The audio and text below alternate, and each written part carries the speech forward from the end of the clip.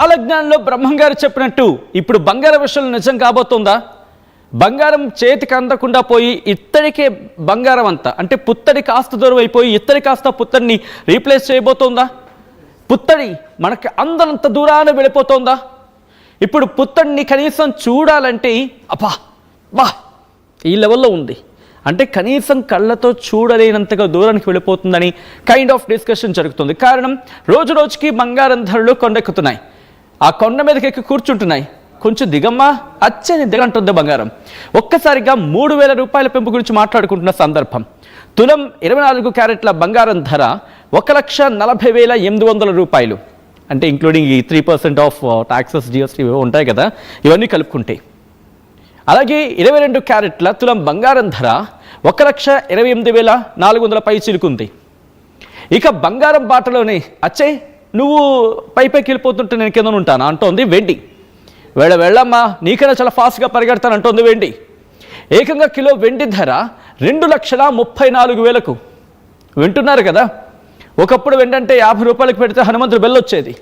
ఇప్పుడు కనీసం అచ్చే ఓ 2,000 పెట్టాలి. ఇప్పుడు సాధారణంగా అందరికీ బాగా చిన్నప్పుడు గుర్తుంటుంది, చిన్న హనుమంతుడు బెల్ కొనేవాళ్ళు చిన్నప్పుడు, లేకపోతే చిన్న చిన్న వస్తువులు లాంటివి ఏమైనా చేయించేవాళ్ళు. సో ఇప్పుడు ఆ దరిదప్పులు ఎక్కడ ఉండట్లేదు. బంగారంతో పోటీ పడుతోంది వెండి. కిలో వెండి ధర ఏకంగా 2,34,000 చేరుకుంది. అమెరికా వడ్డీ రేట్లపై స్పష్టత లేకపోవడం, డాలర్ పడిపోవడంతో గోల్డ్పై ఇన్వెస్టర్లు మొగ్గు చూపుతున్నారు. అమెరికా వడ్డీ రేట్ల ఇంపాక్ట్ కనిపిస్తోంది. దాంతోపాటు గ్లోబల్గా ఉన్న అనిశ్చితి కావచ్చు, ఇవన్నీ కూడా. డాలర్ పడిపోవడం కూడా, అఫ్కోర్స్ డాలర్ పడిపోవడం అంటే ఒకప్పుడు 100 రూపాయలకు పైనే ఉండేది, అది మళ్ళీ కొంచెం కిందకు వచ్చింది, మళ్ళీ పరిగెడుతోంది. సో దీంతోపాటు అమెరికా వడ్డీ రేట్లకు సంబంధించి దాని మీద ఇంకా క్లారిటీ లేకపోవడంతో సరే ఎందుకైనా మంచిది గోల్డ్ మీద పెడదామని చెప్పి ఇన్వెస్టర్లు అంతా కూడా వచ్చి దీని మీద పడుతున్నారు, గోల్డ్ మీద పడుతున్నారు. దీంతోపాటు అంతర్జాతీయంగా నెలకొన్న అనిశ్చితి కారణం యుక్రెయిన్ వార్ ఇంకా క్లారిటీ రాకపోవడం, దాంతోపాటు మిగిలిన సందర్భాలు మిగిలిన కొన్ని ప్రాంతాల్లో కూడా కాస్త కోస్త అటు ఇటు అనిశ్చితి నెలకొనడం, ఇవన్నీ ప్రధాన కారణంగా మాట్లాడుకుంటున్న సందర్భం.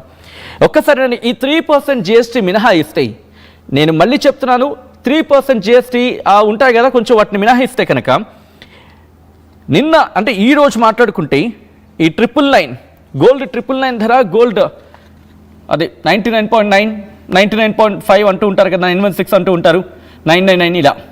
సో 916 గోల్డ్ గురించి మాట్లాడుకుంటే 1,24,698 రూపాయలు ఉంటాయి.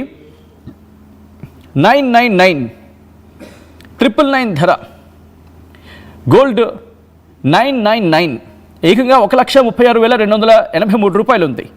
నిన్న చూసుకుంటే కేవలం 1,33,970 రూపాయలు, అంటే అటు ఇటుగా కనీసం 3,000 రూపాయలు పెరిగింది ఏకంగా నిన్నటికి ఈ రోజుకి పోల్చుకుంటే. అదే డిసెంబర్ 19, ఎందుకంటే శనివారం ఆదివారం సెలవు ఉంటాయి కాబట్టి డిసెంబర్ 19 చూసుకుంటే 1,31,000 రూపాయలు ఉంది. అంటే 1,31,000 ఎక్కడ, ఈరోజు 1,36,000 ఎక్కడ, దాదాపుగా 5,000 రూపాయల పై చిలుకు. అంటే 2021 సెలవు అనుకుందాం, 19, 22, 23 అంటే 2 రోజుల వ్యవధిలోని ఏకంగా 5,000 రూపాయలు పెరిగిపోయింది. మా కావేరి షాక్ అవుతుంది ఇందాకలా స్క్రిప్ట్ టైప్ చేస్తున్నప్పుడు, ఎందుకంటే బంగారం ఎంత రేటు వెళ్ళిపోతుందని చెప్పి చాలా డిస్కషన్ జరిగింది మా ఇద్దరి మధ్య కూడా.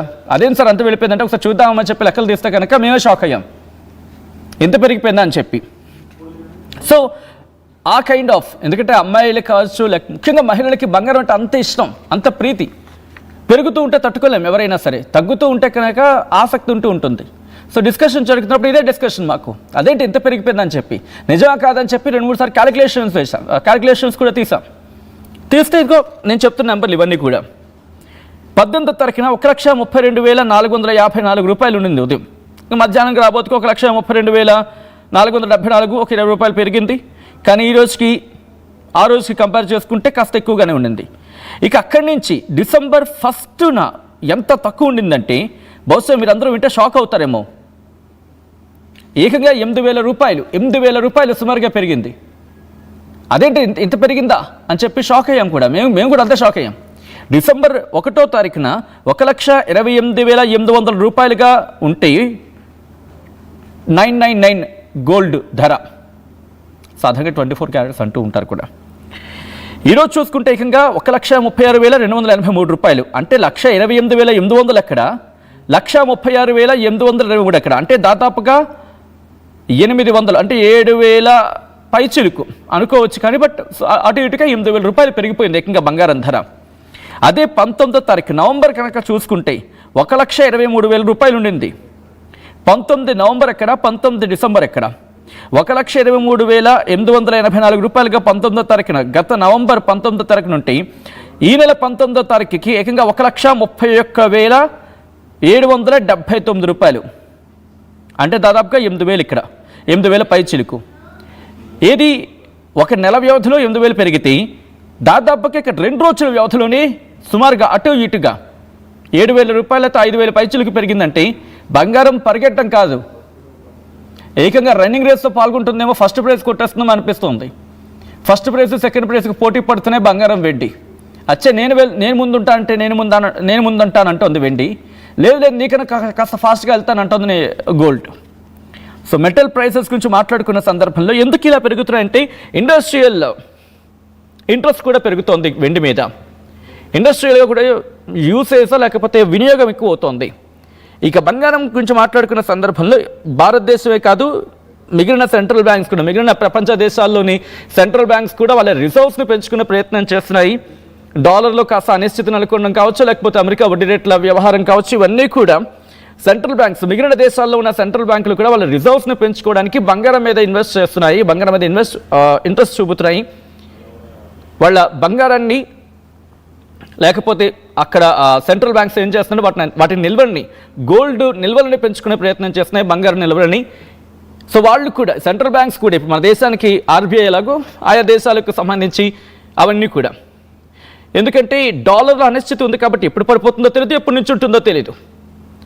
ఇదంతా కూడా మన స్విస్ బ్యాంక్ అంటూ ఉంటాం కదా, అది కంట్రోల్ చేస్తూ ఉంటుంది. బట్ ఆ విషయం పక్కన పెడితే కనుక గోల్డ్ విషయానికి వచ్చినప్పుడు రకరకాల కారణాలు కనిపిస్తున్నాయి. ఒకటి గ్లోబల్ లెవెల్లో ఉన్న అనిశ్చితి, అంటే ప్రపంచ మార్కెట్లో ఉన్న అనిశ్చితి కావచ్చు. ప్రపంచ మార్కెట్ గురించి అనడం కన్నా ఫర్ సపోజ్ యుక్రెయిన్కి రష్యాకి మధ్య అదేదో తేలుతుంది అనుకుంటే ఏ పట్టణం తేలటం లేదు అది. దాంతోపాటు ఇటు థాయిలాండ్ కంబోడియా చిన్నది అయినప్పటికీ వెనిజులా అమెరికాకు సంబంధించి అక్కడ ఏదో ఉంది, చిన్న ఇష్యూ కంటిన్యూ అవుతుంది. ఇలా చిన్న చిన్న ఇష్యూస్ అన్నీ కూడా ఎక్కడో ఇంపాక్ట్ చూపించవచ్చు అనే ఒక ఆందోళన ఇన్వెస్టర్స్లో కనిపించడం కావచ్చు. దాంతోపాటు ఇంకా మాట్లాడుకుంటే సరే గోల్డ్ మీద పెట్టేసుకుందాం, ఎందుకంటే అమెరికా వడ్డీ రేట్లు ఇంకా క్లారిటీ రాలేదు. దాంతోపాటు ఇంకా మాట్లాడుకున్న సందర్భంలో డాలర్ గురించి ఇంకా ఇక్కడ క్లారిటీ రావట్లేదు. సో ఎందుకంటే బెస్ట్ గోల్డ్ మీద పెట్టేసుకుందాం, ఆల్రెడీ కాస్త రేట్ కూడా వస్తుంది కాబట్టి అని చెప్పి ఆల్టర్నేటివ్లో ప్లాన్ చేసుకున్న క్రమంలోనే ప్రస్తుతం గోల్డ్ రేట్లు అమాంతం పెరిగిపోతున్నాయి. సో ఇవన్నిటికీ క్లారిటీ రావడం బహుశా కొన్ని రోజులు పట్టే అవకాశం ఉంది. రిమెంబర్ ఇలా పెరిగిందంటే ఒక్కసారిగా పెరిగిపోవచ్చు టప్మని పడే అవకాశం కూడా ఉంటుంది, దాన్ని కూడా కొట్టిపారేయలేం. అలా అని చెప్పి ఇలాగే పెరుగుకుంటూ పోతుందా 2 లక్షలకి వెళ్ళిపోతుంది అంటే ఇక్కడ బహుశా కొన్ని రోజులు ఇంకా టైం పడుతుందేమో. ఇప్పుడున్న పరిస్థితి బట్టి చూస్తూ ఉంటే ఎందుకు కాస్త ముందడుగు వేసే అవకాశం కనిపిస్తోంది అనేది ఈ లెక్కలు బట్టి మనకు అర్థమవుతోంది. ఒకవేళ ఆ డాలర్ విషయంలో క్లారిటీ వచ్చినా, లేకపోతే ఇటు ఆ గోల్డ్ రిజర్వ్స్ అనేవి ఆయా దేశాల సెంట్రల్ బ్యాంక్స్ కనుక తగ్గించుకుని అనుకుందాం, ఇన్వెస్ట్మెంట్స్ లేకపోతే ఇన్వెస్టర్లు కాస్త ఆసక్తి చూపించాలని తగ్గించాలనుకుందాం, అప్పుడు ఇంపాక్ట్ చూపించే అవకాశం ఉంటుంది. సో మొత్తంగా ఏం జరగబోతుంది